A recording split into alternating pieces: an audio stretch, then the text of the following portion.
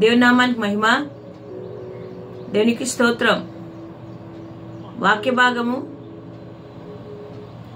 మరి మనం గమనించినట్లయితే యూదా పత్రిక 1వ అధ్యాయము 20వ వచనంలో ఒకసారి మనం చదువుకుందాం. ప్రియులారా, మీరు విశ్వసించు అతి పరిశుద్ధమైన దాని మీద మిమ్మును మీరు కట్టుకొనుచు పరిశుద్ధాత్మలో ప్రార్థన చేయుచు నిత్య జీవనార్థమైన మన ప్రభువుకు యేసుక్రీస్తు కనికరము కొరకు కనిపెట్టుచు దేవుని ప్రేమలో నిల్చున్నట్లు కాచుకొని ఉండుడి. మిమ్మును మీరు కట్టుకొనుచు పరిశుద్ధాత్మలో ప్రార్థన చేయుడి. దేవునికి స్తోత్రం. మిమ్ములను మీరు కట్టుకొనుచు. మనం ఏది కట్టుకోవాలి? ఏది కట్టుకోవాలనే ఆలోచన మీకుందా? మిమ్మల్ని మీరు కట్టుకొనుచు. దేనిలో కట్టుకోవాలి? ఆత్మీయంగా మనల్ని మనం కట్టుకొనుచు పరిశుద్ధాత్మలో ప్రార్థన చేయాలంట.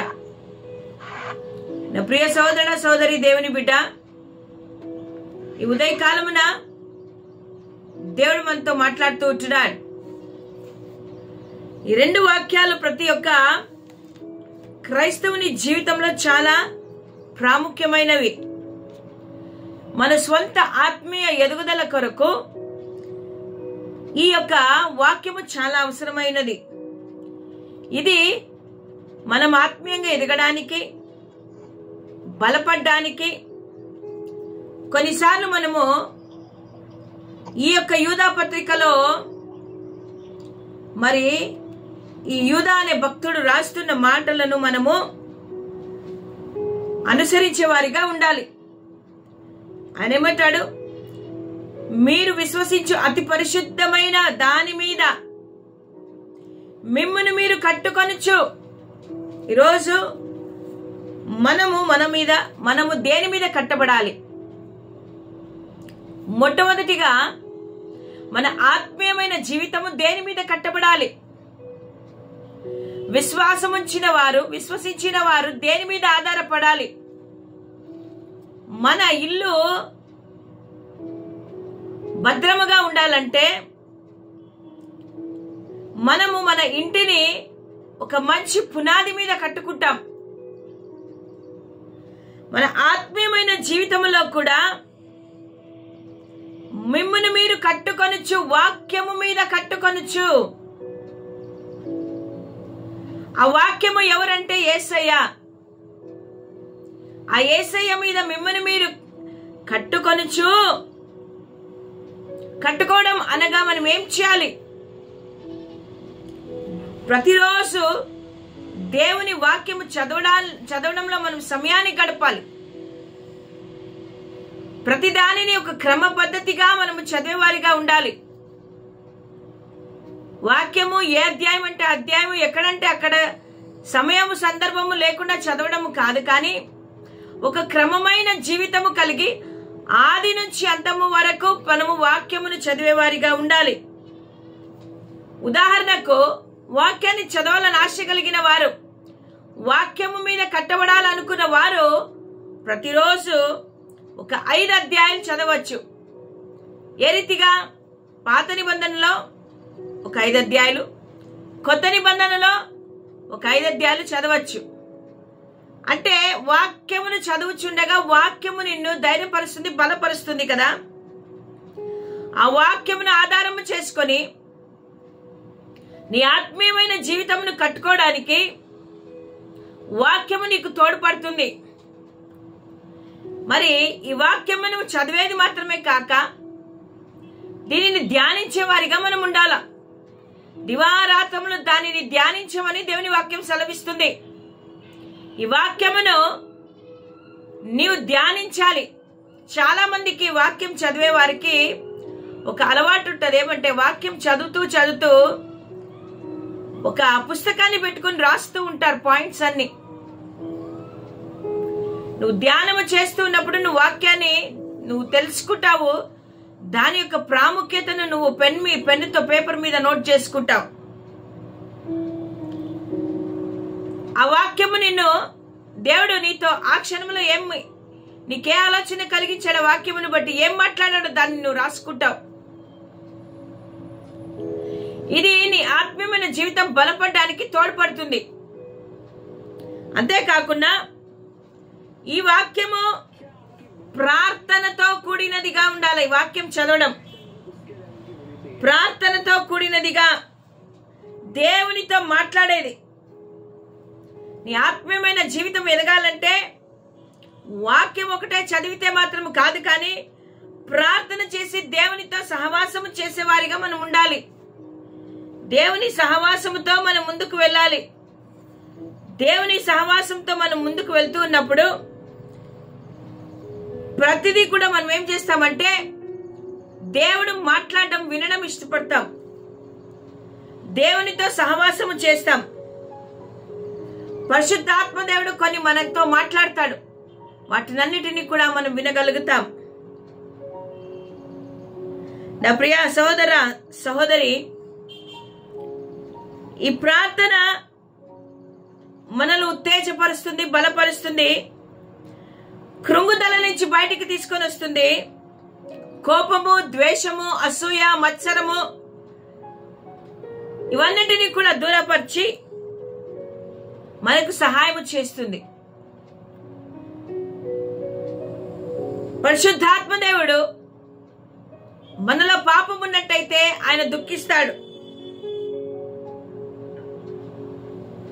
ప్రతిరోజు విశ్వాసము కలిగిన వారిగా వాక్యము ద్వారా పట్టబడమే కాదు, కానీ ఏమంటాడు, పరిశుద్ధాత్మలో ప్రార్థన చేయుడి. మన ప్రార్థన, ఏ ప్రార్థన అయితే మనం చేస్తున్నామో అది మన తలంపులతో చేస్తున్న ప్రార్థన. కానీ మనము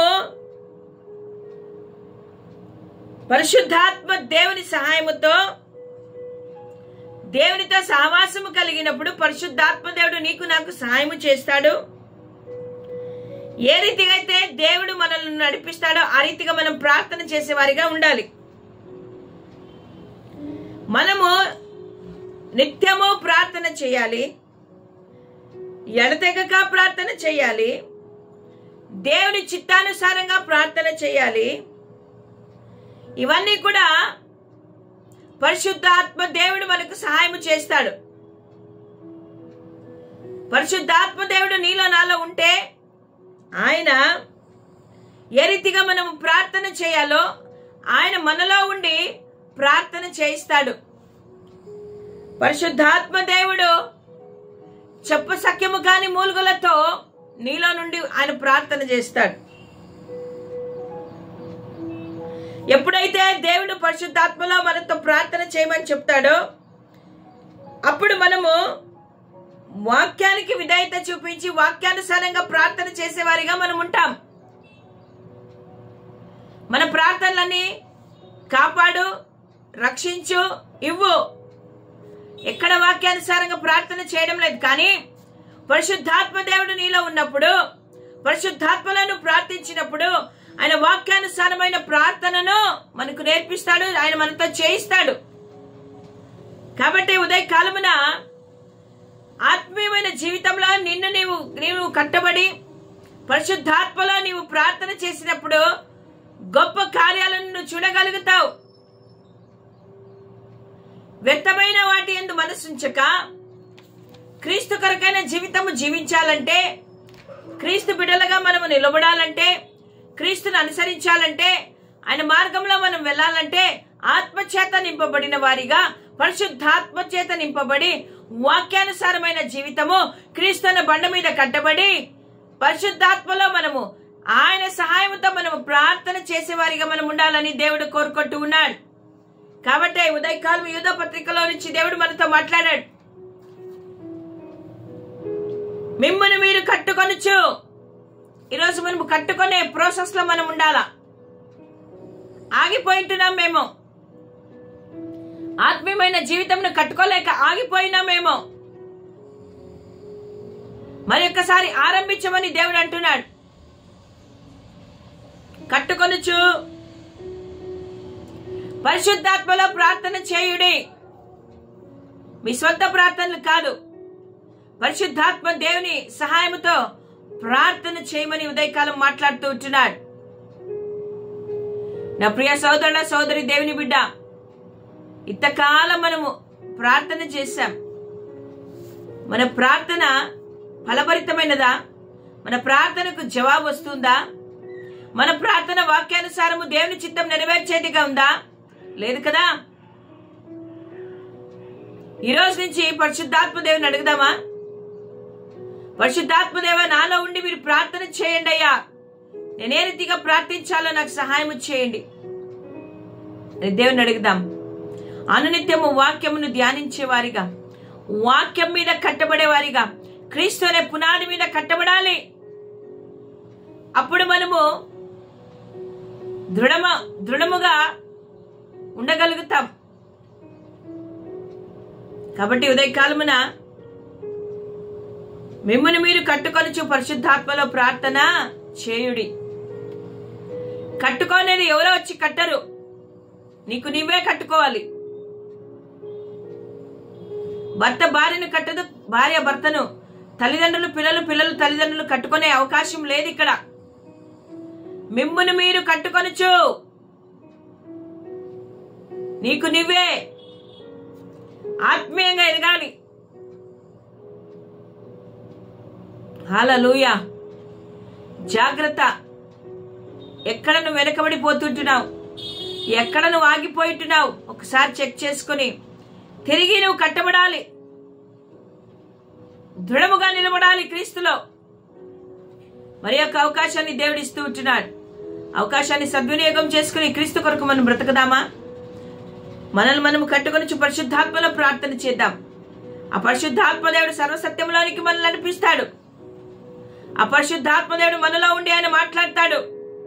పరిశుద్ధాత్మ దేవుడు మనలో ఉండి కార్యాలను చేస్తాడు. దేవుడి మాటలు మన వినికిడిలో దీవించునుగాక. ఆమేన్.